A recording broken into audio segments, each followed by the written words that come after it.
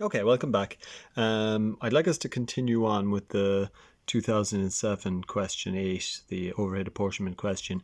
And we're going to do today the next two parts, part 2 and part 3.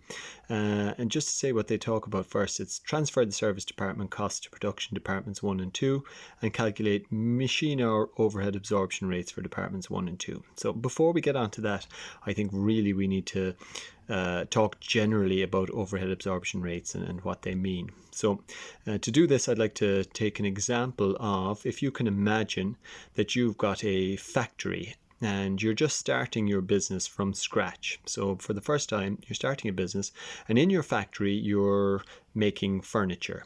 And you're not making like lots and lots of versions of the exact same type of thing. Like you're not making hundreds of the same chair, we'll say, each day in your factory.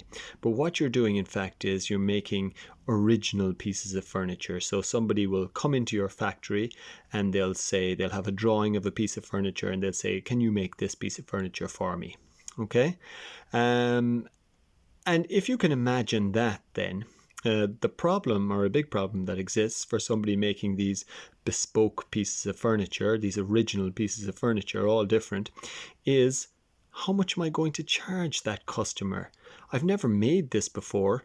I don't know exactly, what it'll take to make this or how much it's going to cost me to make it. So what am I going to charge my customers for this piece of furniture? So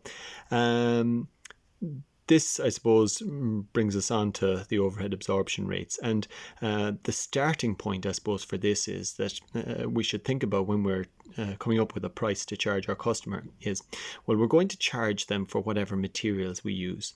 And that's fairly straightforward because we can just figure out, I suppose, from their drawings how much material we need to use, and we can just inquire from our suppliers how much that's going to cost. So that's straightforward.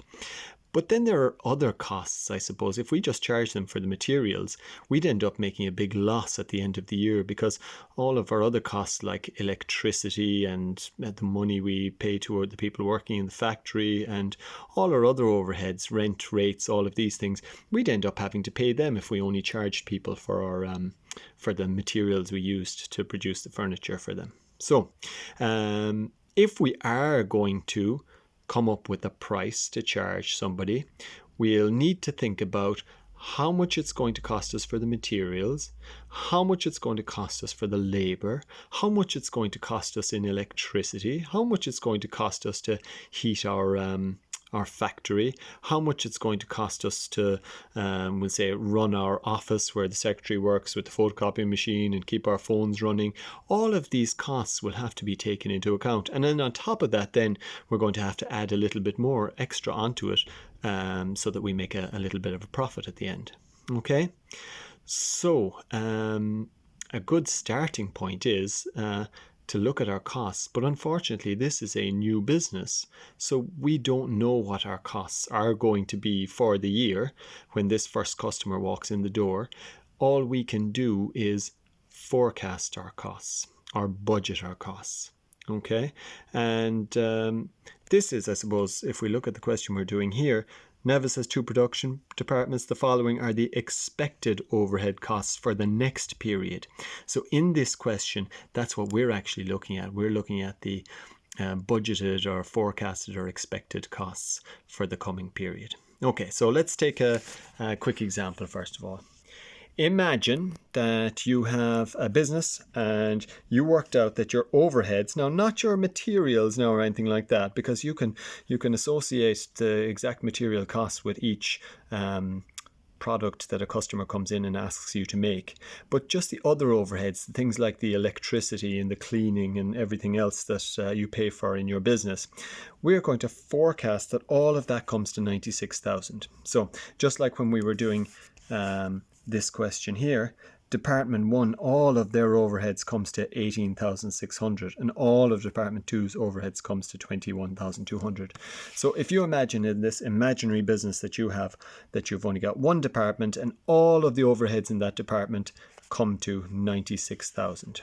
Okay, well, traditionally how we decide how much to charge somebody for the work that we're going to do for them is we charge them the exact cost of the materials. So imagine somebody comes in and asks us to make a very fancy table and chairs.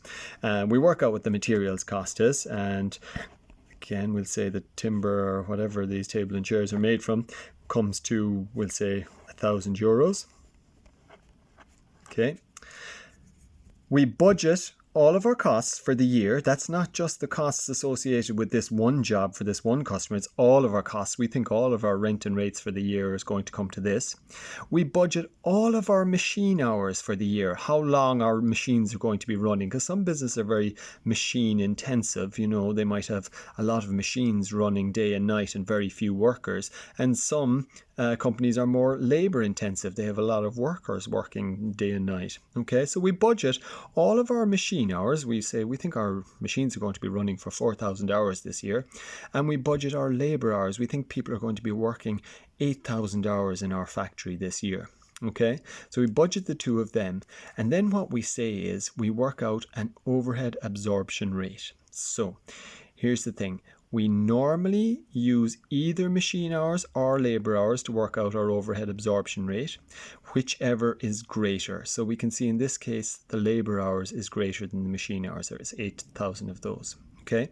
And what we do then is we take our total overheads, €96,000. Okay. We divide that by the number of labor hours in this case, 8,000. And that gives us a figure of €12 per labor hour. Okay, so what we're doing there is we're saying that, well, this job that the person has come in and asked us to do with make their tables and chairs is going to cost us €1,000 in materials.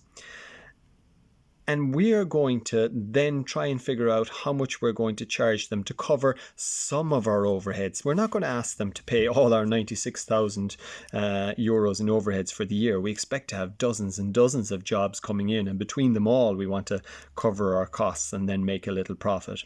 But what we do is we say, this job, how many of that 8,000 hours do we think this job is going to take? And we budget the amount of hours just for this particular job. And if the hours for this job is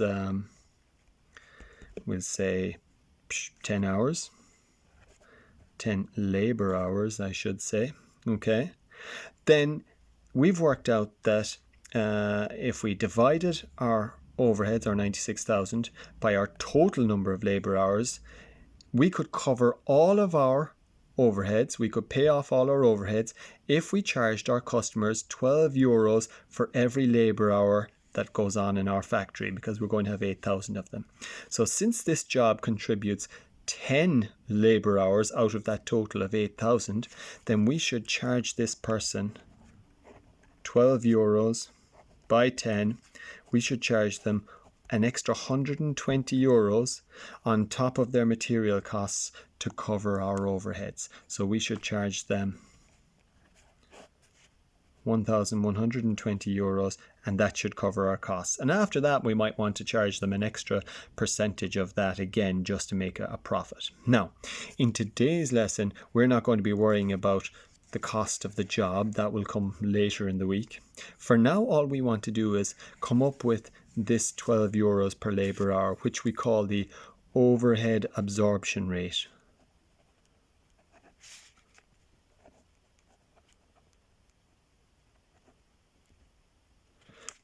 And we want to use this overhead absorption rate in order to ensure that all of our jobs this year that come into our factory will absorb the entire cost of our overheads. Now, it's not an exact science because we're doing a lot of forecasting. We may end up at the end of the year not quite covering all of our costs and maybe had to cover that out of our profits, or we may end up charging our customers a little bit more than we needed, because forecasting is educated guessing, if you like.